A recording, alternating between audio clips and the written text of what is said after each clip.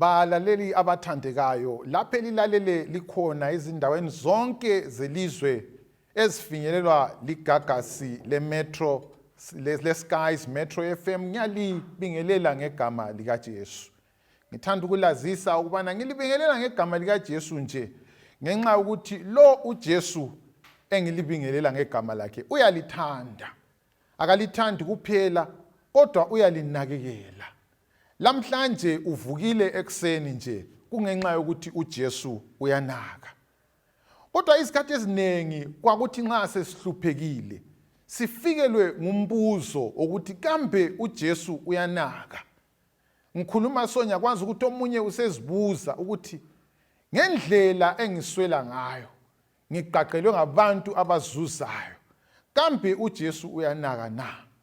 Osesikolo mhlawumbe ulohlupho lokuthi izifundo kazihambi kahle.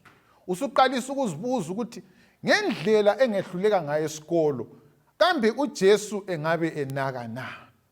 Kuzo zonke izimo esingabe sibhekane lazo, izimo ezizinhlupho, izimo ezifuna ukusitha lokufiphaza ithemba lethu, ngithanda ukulazisa ukuthi uJesu uyanaka. Ukunaka kukaJesu kugqamile, kugqame kangaka ukuthi kufinyelela wonke umuntu. Sikhuluma kunje mhlawumbe omunye umuntu khonapho ugogekile. Uyazibuza ukhangele ubugoga bakho ukuthi kambe ngendlela engigogeke ngayo, lenhlupho engihlangana lazo eziphathelene lokugogeka kwami, kambe uKristu uyanaka na? Ngiyabonga kakhulu ngoba impendulo ngilayo. uKristu uyanaka. Ukunaka kukaKristu kugqamele imhlobo lemhlobo kalanketha bechabe. Ukunaka kukaKristu kwelula kuze kufinyelele ngitsho labo bonke abantu abakhathazwa izinto ezinengi namhlanje, including izinhlupho olazo. Ubufakazi balokho sibubona nxa sibala eBhayibhelini lethu, lapho khona vula iBhayibheli lakho kuMark chapter 10. Ngifisa ukuthi siqalise ukubala ndawonye kuverse 46 sefika kuverse 52. Ngizabala lapha ngibala ngolimi lwesilungu, ngibala iKing James version. Ithi yona, and they came to Jericho, and as he went out of Jericho with his disciples and a great number of people, blind Bartimaeus the son of Timaeus sat by the highway side begging. Verse 47, and when he heard that it was Jesus of Nazareth, he began to cry out and say, Jesus, thou son of David, have mercy on me. Verse 48, and many charged him that he should hold his peace. But he cried the more a great deal, thou son of David, have mercy on me. And Jesus stood still and commanded him to be called. And they called the blind man, saying unto him, be of good comfort, rise, he calleth thee. Verse 50, and he, casting away his garment, rose and came to Jesus.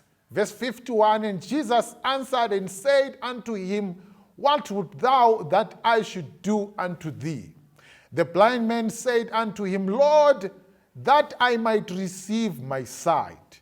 And Jesus said unto him, go thy way, for thy faith hath made thee whole. And immediately he received his sight and followed Jesus in the way. Bazalwane abathandekayo, incwadi leyi nxa iqalisa lapho esikhethe ukubana siqalise ngayo khona, isitshela ukubana uJesu labafundi bakhe bangena eJerikho. Mhlawumbe omunye uyazibuza ukuthi kathi waye kukhulunywa ngokungena kwabo eJerikho. Asikhumbuleni ukubana uJesu wayesazakala njengomuntu ongcwele. Kanti-ke iJerikho ngaleso sikhathi yayisazakala njengomuzi wezono. Izoni zonke ezazifuna ukukhululeka, ukwenza izono zazo zikhululekile, zaziqondisa amabombo eJerikho. Kwakuthi nxa umuntu esebilwa ibuqili, nxa wayesefuna ukuqila, ukuze ubuqili bakhe buphumelele, kwakumele ukuthi eqonde eJerikho. ngivumele ngisithi mina abanye bethu siyasinakana ukuthi isono esikhulu mhlawumbe isono sobuthakathi. Lokhu ngezinye indlela kuthi ukuthi abathakathi ababeloya kakhulu babegcwele eJerikho. Omunye umuntu mhlawumbe uyazitshela ukuthi hayi mina kuzo zonke izono engizaziyo isono esikhulu kulazo zonke engisizondayo isono sobufebi. Mzalwane wami othandekayo, ngikhululekile namhlanje ukwazisa ukuthi izifebe ezinkulu kulazo zonke zazitholakala eJerikho. Kodwa kulento engithathekisayo nxa sikhuluma ngokunaka kukaJesu Kristu. Noma iJerikho yayingumuzi wezoni, iBhayibheli lami lintshela ukubana uJesu wangena eJerikho. Lawe lapho khona mhlawumbe abantu bayakukhomba ngeminwe. Sebeze bekubiza ngamabizo, sebakutshintsha ibizo lokuzalwa kwakho. Sebekubiza ngelinye ibizo elisabekayo elikhomba izono ozenzayo. Usuzuqalisa ukuzibuza ukuthi kambe uJesu uyanaka na? Kambe uJesu uyanaka nxa abangani bengidela? Kambe uJesu uyanaka nxa ngithiwa izihlobo? Kambe uJesu uyanaka na nxa izinto zonke zingasahambi kuhle? Ngilayo impendulo. Yena lwana uJesu Kristu owabonakalisa ukunaka kwakhe waze wangena eJerikho emzini wezoni. Uyanaka, uyenelisa ukubana ekunakekele ekufinyelele lawe. Isono sakho asiyenelisi ukubana sikusithe, asiyenelisi ukubana sigabhele ukunaka kukaKristu. uKristu uyanaka. Lithi lona iBhayibheli uthe nxa uJesu Kristu esuka eJerikho wasuka lexuku elikhulu. In other words, ixuku eleJerikho nxa kwakuyixuku lezoni, kwathi nxa zinanzelela umusa otholakala kuKristu, amen, kwathi nxa zinanzelela uthando olutholakala kuKristu, nxa zinanzelela ikhe etholakala kuKristu, zadela konke ukwenza kwazo okubi zamlandela uKristu. In other words, they all found solace and comfort kuKristu uJesu Kristu. Kuthi ukuthi nxa kunjalo mzalwane wami othandekayo, nxa amaqili abona uJesu engcono kulobuqili, lawe isono olaso kuqakathekile ukubana usibone sinonomvithi, usibone sisenyanyeka, kumele ubone uJesu Kristu engcono, umlandele uJesu Kristu. Ngithanda ukulazisa lonke lapho ukuthi kungakhathalekile ukuthi ulohlupho bani, kungakhathalekile ukuthi ulesono bani, indawo yakho ikhona kuKristu. KuKristu akulandawo yezoni kuphela. Ungakhangela umhlaba lo esiphila kuwo mzalwane wami othandekayo, izigoga ezinengi ziyakhala, zigogeke ngendlela ezehlukeneyo, yebo, kodwa ukukhala kwazo kunye. Zonke zikhala ngokuthi indawo yazo emhlabeni lapha ilufifi. Zonke zikhala ngokuthi indawo yazo ayikho. Ngaleso sizathu ezinye ziyadela ukuhlala lapha ezihlala khona, izigoga uzibone sezibheka ezitaladeni. Lanxa zisezitaladeni khona phana ziyabe zikhala. Ngiyabonga inkosi ngoba kule iviki ye-people living with disabilities, kumbe iviki ye-possibility ministries. Lokhu sitsho ukuthi labo uluhlu lwalabo abagogekileyo. Ngithanda ukuthi ngilazise bangani bami lonke lapha eligogekileyo elingabe likhona ukuthi uJesu uyanaka. Indawo yenu ingabe ingekho ezitaladini, ingabe ingekho emakhaya, ingabe ingekho loba ngaphi, kodwa kuKristu ikhona. IBhayibheli lami lintshela ukuthi nxa uJesu ephuma eJerikho ehamba lexuku labantu, kwakulale indoda okwakuthiwa nguBhatimeyasi. Ungayikhangela lindoda okuthiwa nguBhatimeyasi, ibala langikhona nxa lichasiswa ngesintu litsho ukuthi umtakaThimeyasi. Ngezinye indlela lundoda wayeswele ibizo, amen church. Wayengaswelanga ibizo kuphela, wayeswele amehlo. Ibizo wayeliswele ngasiphi isizathu na? Well, I think ukuthi abazali bakhe bakhangela ngoba abazali ngaleso sikhathi nxa babesitha igama endodaneni babeyita ngezehlakalo eziyabe zithe zenzeka, izehlakalo eziyabe zigavena usuku lolo. Ngaleso sizathu nxa bekhangela lumntwana beswela isehlakalo benanzelela ukuthi isehlakalo esimhlaseleyo kuphela ikungaboni, kwabehlula ukuthi beziqathaniselayo base besithi hayi lumntwana ngumtakaThimeas. In other words, uBartimaeus wayeswele ibizo. Lawe lamhlanje oswele ibizo, ngithanda ukukwazisa lokho. Nxa uJesu wahamba ngendlela lapho kwakuhleli khona indoda eyayiswele ibizo, kuthi ukuthi uyenelisa ukubana ehambe ngendlela yakho wena angazi ukuthi usweleni. Omunye uthi ngiswela abangani. Kule ngoma engithandayo ejayele ukuhlatshelwa ngamasabatha ithi yona nxa ikhuluma ngokuqakatheka kobungani ithi yeka isihlobo sethu uJesu owathwala izono zethu. Ngezinye indlela kuJesu asilamsindisi kuphela kodwa silomngani, umngani weqiniso. Abangani bethu abanengi esilabo lapha emhlabeni bayasithanda ngenxa yalokho esiyabe sikutholile kumbe ngenxa yalokho esilakho. Kodwa uJesu Kristu akanjalo. Usithanda sitholile eze esithande lanxa siswele.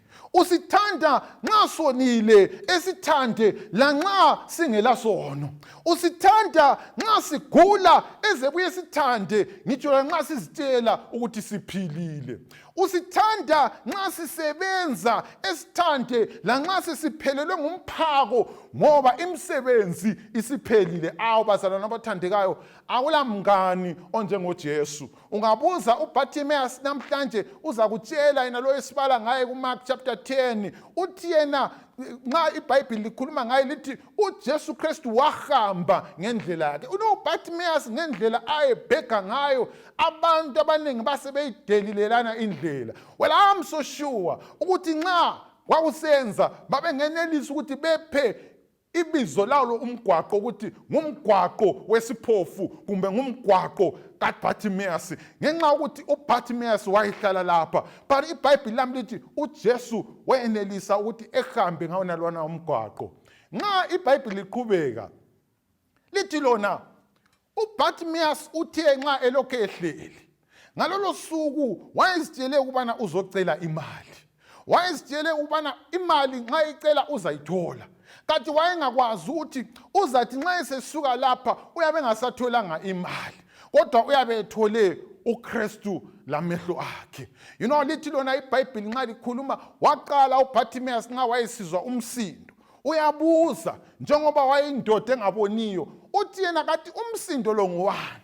Isitalada lesi ngihlala ngikhonapha every day, sihlala siyisitalada esithuleyo kodwa namhlanje siyaxokozela what's happening, what's taking place. Omunye uyamtshela uthi hayi wena la uyahlupha ngokuthanda ukubuza. Lamhlanje uJesu waseNazaretha uyadlula. Ukuhlokoma kwabantu lokhu okuzwayo kwenziwa ukuthi uJesu Kristu uyadlula. Abantu labo bezwa bedlula behleka, bahleka nje ngenxa ukuthi balandela uJesu Kristu. Abantu laba ubezwa behlokoma ngenjabulo, bahlokoma nje ngenxa ukuthi balandela uJesu Kristu. Hayi mzalwane omthandekayo, akulanto engifuna ukukwazisa yona ngaphandle kwaleli qiniso ukuthi lapho Jesu khona kule njabulo. Kwesinye isikhathi ungabunatha utshwala abungezake kubuphe injabulo edlula leyo ungayiphiwa nguJesu Kristu. Ungaba nemali yakho kodwa imali ayingeke ikuphe injabulo kumbe ukuthula ongakuthola kuJesu Kristu. uJesu uyinqaba, uJesu ulithemba lethu, uJesu uyanaka. Ngaleso satho lawe odanileyo angazi ukuthi yini ekudanisileyo. Lamhlanje kuseni ngikuphathele umbuzo wena odanileyo ukuthi uke wamzama uJesu na? Funa umzamile usipare wakho izolo kazange enelise ukuthi eqede istress olaso. Wamzama umalumakho kuthange wehlulekile ukuqeda istress sakho. Uanti wakho wehlulekile ukuqeda uhlupho lwakho. Kodwa uJesu Kristu uke wamzama na? Mzame uJesu Kristu. Ngangizwe abanye abangani bami behlabela bethi akehlulwa lutho uJesu Kristu. Lami lamhlanje ngithanda ukugcizelela ukuthi uhlupho lwakho lolu olubona lulukhulu, uhlupho lwakho lolu osoluqeda ithemba lakho, uhlupho lolu osoluqeda injabulo yakho, kuJesu Kristu luyinto encane. uJesu Kristu uyenelisa ukuluqeda. Lithi iBhayibheli nxa likhuluma ngoBhartimeus, lithi uthe nxa esizwa ukuthi uJesu Kristu wayesedlula, wakhohlwa ukucela imali, wasecela uJesu Kristu. In other words, imali nxa siyikhangela iyenziwe ngamatshe, ikhona eyenziwe ngegolide, ikhona eyenziwe ngesiliva, ikhona eyenziwe ngetopaz, ikhona eyenziwe ngejasper. Imali iyenziwe ngamatshe. Nxa kukhulunywa ngoJesu Kristu ufaniswa ledwala lamadwala, idwala lapho ukuphuma khona amatshe wonke. In other words, nxa uBhartimeus ekhangela esizwa ukuthi uJesu Kristu uyedlula, wakhohlwa ilitshe elincane eliligolide, wakhohlwa ivalue yediamond, wakhohlwa isisindo sesiliva. I-emerald iqakathekile. Kodwa ngalolo suku nxa esizwa kuthiwa uJesu Kristu waseNazaretha uyedlula, wakhohlwa ukuqakatheka kwe-emerald, wakhumbula ukuqakatheka kukaJesu. Kanti lawe mzalwane wami othandekayo, nxa kuyikuthi imali isiyehlulekile ukuqeda inhlupho zakho, bekunani namhlanje ekuseni ukuthi umzame uJesu? Bekunani ukuthi wenze njengoBhartimeus owacela uJesu Kristu? You know, abantu abanengi bahlala besithi uBhartimeus wayengaboni. Ngithanda ukuphikisana labo. Yebo ngambe uBhartimeus wayengaboni izinto ezitangible, kodwa izinto ezifactual, izinto ezimqoka empilweni wayezibona. Wayebona uBhartimeus ngoba endaweni yokuthi ebone ukuthi uJesu Kristu uqakatheke okunganani, ukuthi ugqokeni uJesu Kristu, wabona inidi yakhe. Wabona ukuthi inidi yakhe kwakunguJesu. Lawe lapho hlala khona, yazi inidi yakho. Namhlanje ekuseni ufunani? Uhlupho lwakho ngolwani?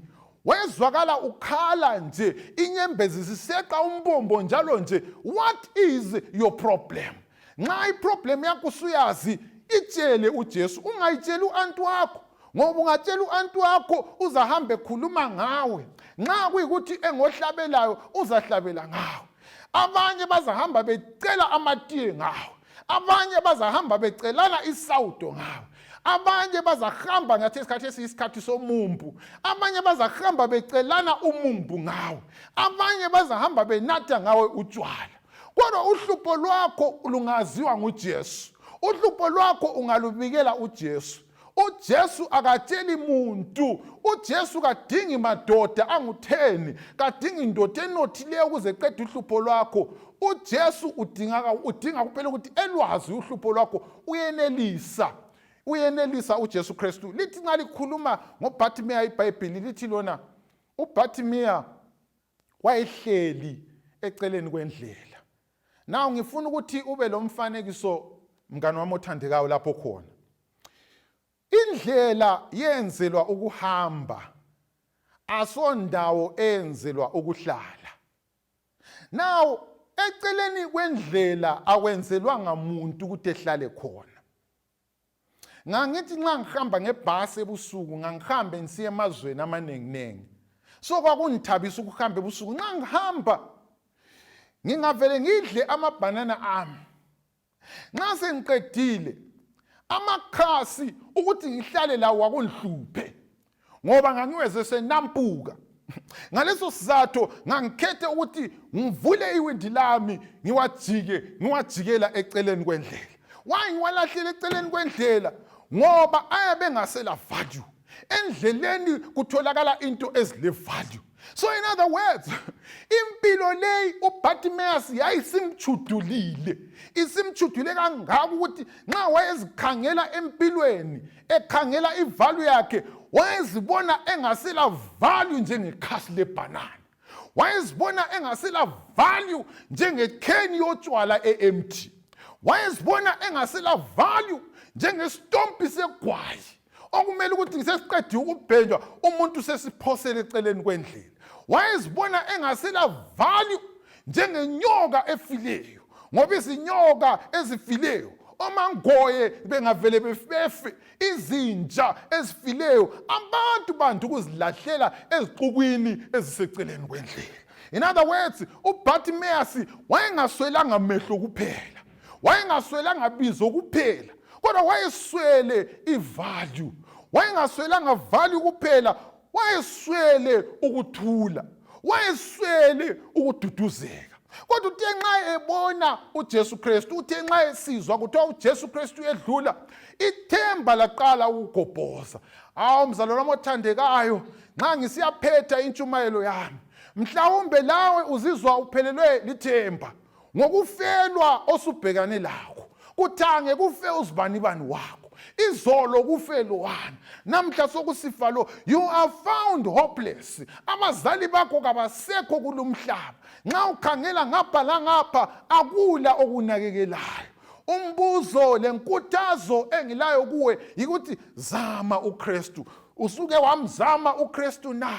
uKristu umzame ngoba ungumngani weqiniso. Umzame uKristu ngoba uyisource yothando. Lithi iBhayibheli nxa liqhubeka, uBartimaeus wathi nxa esizwa ukuthi uKristu yedlula, wahlaba umkhosi. Nxa ehlaba umkhosi for the first time, kazange ehlabe umkhosi okufuna amapula. Kazange ehlaba umkhosi esithi ndinokumbira rubatsiro. Kazange ehlaba umkhosi esithi ngicela amarandi. Kodwa wathi Jesu. Ibane lithi Jesu lithi mkhululi. Amen church. Ngezinye indlela umkhosi kaBartimaeus wawungumkhosi okuvuma ukuthi okwakhathesi Jesu ngibotshwe yibuphofu. Okwakhathesi Jesu ngibotshwe mani, ngibotshwe zinswelo.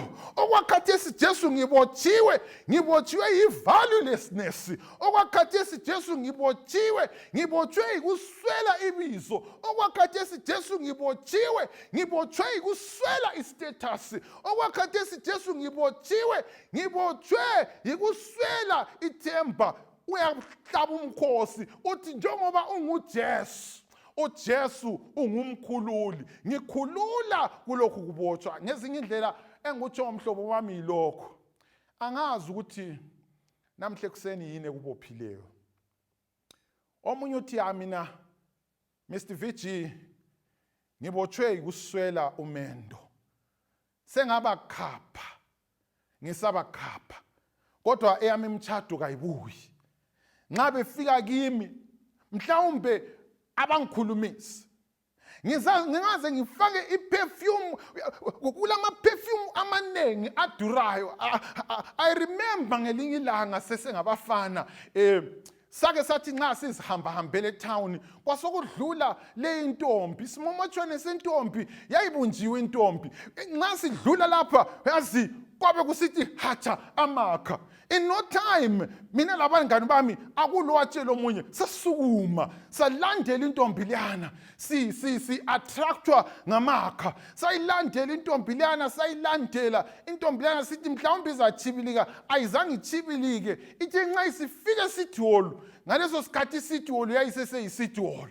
Amabhentshi lana lapho kuhlala khona ayebukeke bucwazi ayikona lokho aseyikho khona kade sasephalaphalwe. Akusakhanyi ukuthi kuhamba njani, sefuna ukuba izindlu zobunyo. You know, uthe nxa efika laphana emabhentshini wahlala, lathi sasesifika sihlala. Kwala ukuthi sithule, sasesimbuza igama lakhe. Igama lakho umbani? Wakhuluma ngesilungu wathi my name is Thandiwe. Ngase ngisithi kuye, wow Thandiwe, what a beauty. By the way, what anointment, what fragrance did you apply this morning? My brother, I applied this perfume which is called Follow Me. Not yes, no wonder why we followed you. No wonder why we have been following you, because you had applied Follow Me. Hayi bazalwane abathandekayo, uJesu Kristu lamhlanje uke wamzama, hathi umuntu ogcobe iFollow Me, ngoba uyamlandela umuntu ogcobe iFollow Me qede engakuphi lokho okufunayo. umngani wami waqalisa ukumkhombisa uthandiwe, waliwa umngani wami, waliwe saliwa, samthelela, wasehlula sonke, sahamba sesidanile. Iperfume okuthiwa yi-Follow Me yayisi-attracte kuthandiwe ukuthi simlandele, samlandela sile themba lokuthi mhlawumbe umngani wayezathola uthando, waluswela. But I want to tell you something about my Jesus. Akagcobi follow me. UJesu wami ugcoba uthando. Amen, church. UJesu wami akagcobi brute. UJesu wami ugcoba iperfume okuthiwa igrace. UJesu wami akagcobi status. UJesu wami ugcoba iperfume okuthiwa ihope. Come on, man. UJesu wami akagcobi iperfume okuthiwa ishield. Okuyathi after 24 hours ibisiphelile. Ngangizwa abantu beyi-advertiser. Bathi nxa bekhuluma ngayo bayakutshela ukuthi ukuze uzizwe umnandi, ukuze uzizwe ucomfortable, zama ishield. Kodwa bayisebeyilimita bethi bona uyafuna ukuthi ube comfortable only for 24 hours. Kanti bazalwane abathandekayo, i-comfort siyifuna 24 hours na kumbe siyifuna sonke isikhathi. So I want to let you know this one thing. UJesu kayigcobi ishield ngenxa ukuthi lama limitations ayo. Kodwa uJesu Kristu wami ugcoba iperfume okuthiwa ihope. Ihope leyi, ama-perfume layo ngithi mina gcotshwa nguKristu, asoma-perfume amanufacture efactory, kodwa ngama-perfume amanufacture ezulwini. Ugcoba ithemba ukuze lawe nxa umlandela, come on man, ungezwa umnuko wethemba noma bese likulahleka, livuke ithemba, livuke. Ukudangala okuthole ekufelweni, ukudangala okuthole kwaliweni, ukudangala okuthole ekwehlulekeni kwakho, ukudangala okuthole ekuhlekweni kuphele. Why? Ngenxa ukuthi i-atmosphere yehope iyabe sibusa all over. Mzalwane mothandekayo, lamhlanje uyamdinga lo uJesu Kristu. Ungavele umlandele, ngimthandela into eyodwa, kasuza ke ku-ignore. Uzachibilike kukhangele, uzachibilike ehambe lawe from one place to the other, elokhu ehamba lawe. Lithi lona iBhayibhili nxa sesiya emaphethelweni, lithi lona uBartimaeus wahlaba umkhosi wathi, Jesu ndodana kaDavida ngihawukele. In other words, uBartimaeus wathi nxa ekhuluma lapho into ayitsho wayesithi, singafuna imali, singafuna indlu. Yebo kambe kuhle ukubana sifune imfundo, akukubi ukubana sifune umsebenzi. Kodwa ekuzo zonke izinto esizifunayo, asifuneni umusa kaKristu. Amen, bazalwane abathandekayo. Umusa kaKristu uqakathekile. Umusa kaKristu uyasilisa isigoga. Umusa kaKristu uyabavusa abafileyo emathuneni.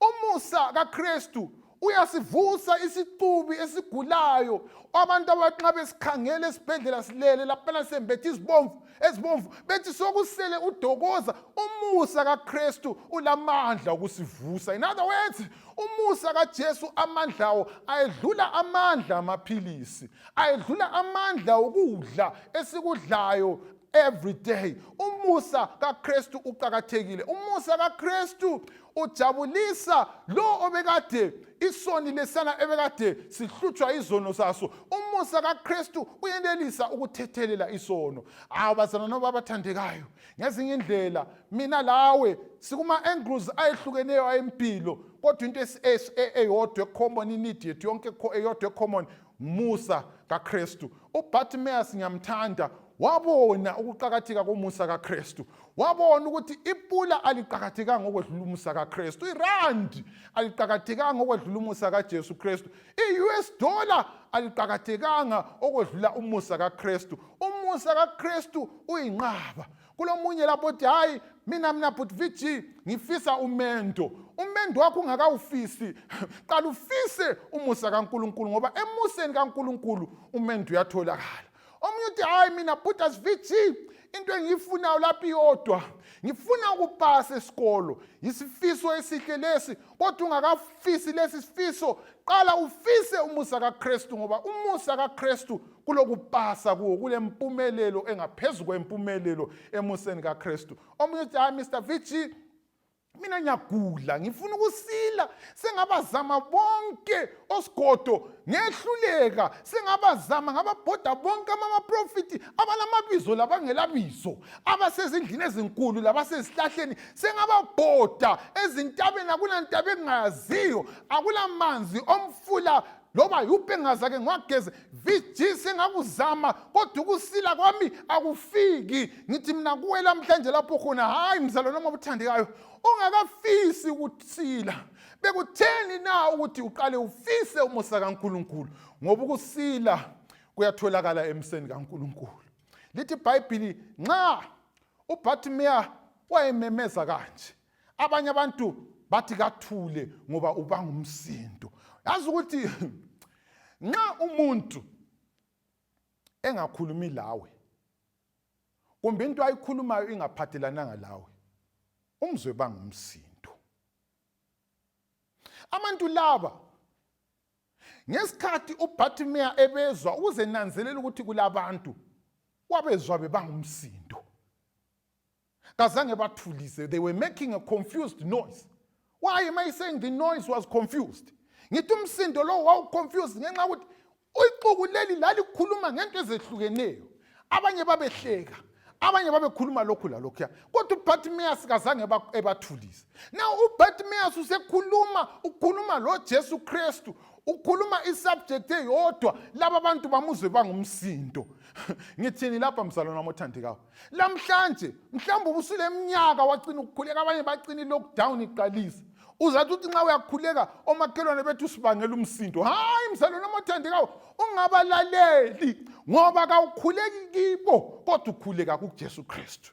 Omunye kudala wagcina ukuhlabela omunye kudala wagcina ukukhonza hayi mzalwane wami othandekayo uzathi nxa ukhonza bethi usibangela umsindo mzalwane wami othandekayo ubangele umsindo ngoba umsindo lo ubangela uKristu. uKristu has got something to do with your noise.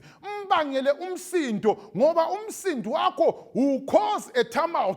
I-turmoil leyi will make a happening for you. Banga umsindo ubangela uJesu. Umsindo lo uza attracta umusa, uza attracta uthando oluvela kuJesu. iBhayibheli lithi nxa elokhu ekhuluma uBhartimeya sikazange balalele waqhubeka ekhuluma. Lawe akukube lenkani manxa sokufika entweni zikaKristu. Ukhulume lo Kristu. Umumo uyabusithi ungakhulumi laye kodwa woba lenkani ukhulume laye ngoba from ukukhuluma lo Kristu kunengi okuhle okuza kuvelela. Lithi iBhayibheli uJesu wema nxa uBhartimeya wayesekhuluma. Nxa abanye abantu laba babelokhe bebangumsindo ababekade bemlandela besuka all the way from Jericho uJesu kazangeme kodwa wathi nxa esemenyezwa yisiphofu iBhayibheli lami lithi wema. Lokhu ngezinye indlela kuntshela ukuthi uJesu Kristu bonke abantu abalamaneeds nxa bemmemeza uyabamela kungakhathalekile ukuthi inidi bani abalayo uJesu uyabamela. Kabameli kuphela ubamela ngenxa ukuthi he has got the power above their needs. He is able ukuthi attend ama needs abo. Lithi lona iBhayibheli uBhartimeya basebembiza uJesu Kristu wasembiza uBhartimeya wasesithi ake limbize ebuye lapha. Basebesithi uJesu uyakubiza. Lithi iBhayibheli wasukuma uBhartimeya. Ngithathekiswa ukusukuma kwakhe. Wayengakwazi ukuthi uJesu Kristu nxa esuka lapha from ipoint ayesukume kuyo iBhayibheli lami lithi walahla igarment yakhe. Nxa esukume ehamba la mina kangiboni. I can imagine njengoba ngakho crowd bangaki abantu athuzana labo engakafiki kuKristu. Come on.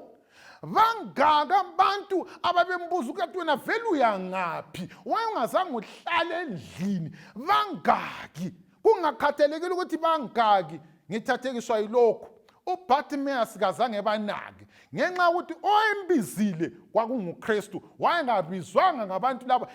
Business yakhe uBartimaeus yayimayelana ngoJesu, yayingekho mayelana ngoPilate, yayingekho mayelana ngoHerodi. Funa kucrowd kwakulo Judas Iscariot la wayevimba indlela. uBartimaeus azange emnake uJudas Iscariot ngenxa ukuthi wayekwazi ukuthi ubizwe nguKristu. Lawe lapho khona ubizwe nguKristu, awubizwanga ngumfundisi, awubizwanga ngumdikoni, awubizwanga imali. Landela uJesu, yana lapho kulo Jesu khona. Ungayi anywhere else, yana lapho kulo Jesu khona.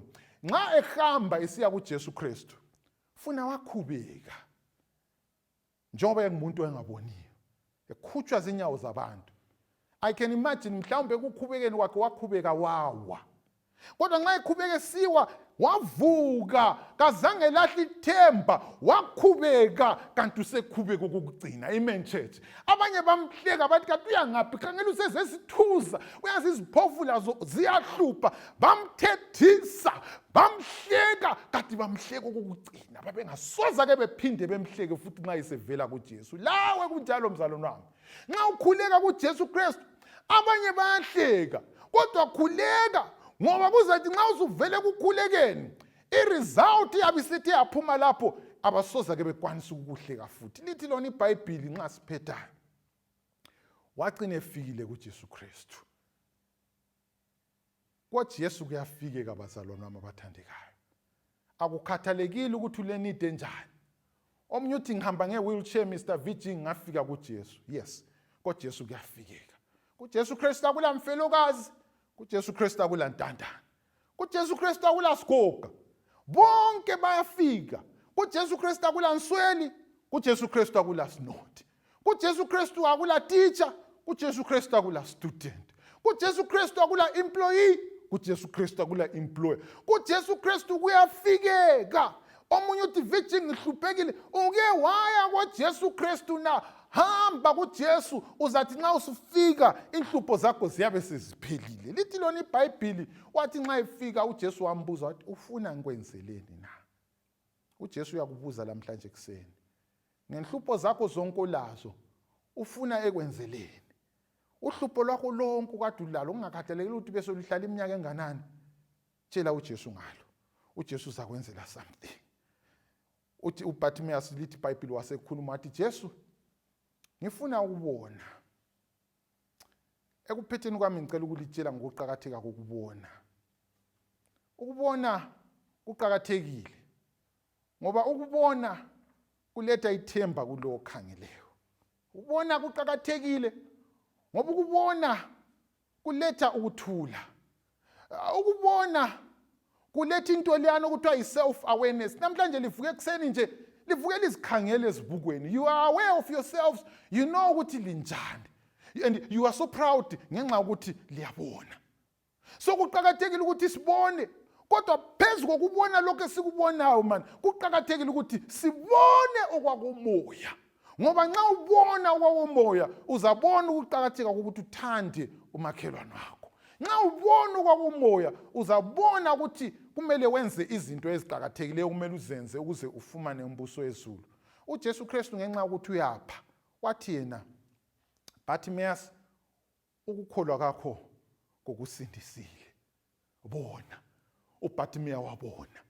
Nxa ebona uBartimaeus, karistowanga isight kuphela, isight ayiswele yaphenduka. Ivalue ayengelayo yeza. Well, I'm sure istatus saphenduka. Labanye baqalisa ukumbiza, abanye funa babembiza isiphofu. Ngaleso sikhathi nxa wayesebona ibizo elithi isiphofu lalingasamfiti ngoba wayesebona. Ngiyamthanda uJesu man.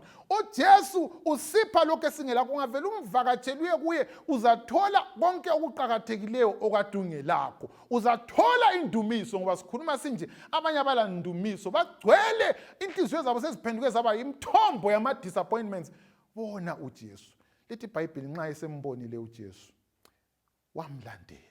Actually, nxa eqalisa ukubona, uJesu esithi bona, into yokuqala ayibonayo bubuso bukaJesu. Wabona uthando kuJesu, wafunda ukuthanda. wabona injabulo kuJesu, wafunda ukujabula. Wabona ukuthula kuJesu, ukuthula kwahle kwagabhela enhliziyweni yakhe. Wabona iBhayibheli lithi wasemlandela uJesu Kristu. Mhlawumbe lawe lapho khona uthi mina but Vici uJesu lo ngiyamfuna. Indawo yakhe ikhona. Uyenelisa ukuthi umlandele. Lapho khona ngicela ukuthi sithandaze wena othi wena ufuna ukumlandela uJesu. Phakamisa isandla sakho lapho khona ngizakukhulekela. Sikhulekeni. Baba wethu osezulwini, nangani usisi, nangani ubhuti, umama lo baba uyababona ubakhangele wena, izandla ziphakeme, amakhanda akhotheme. Bathi bafuna ukukulandela. Inhliziyo ziyakhala ngenhlupho ababhekane lazo from isihlobo, from abangani.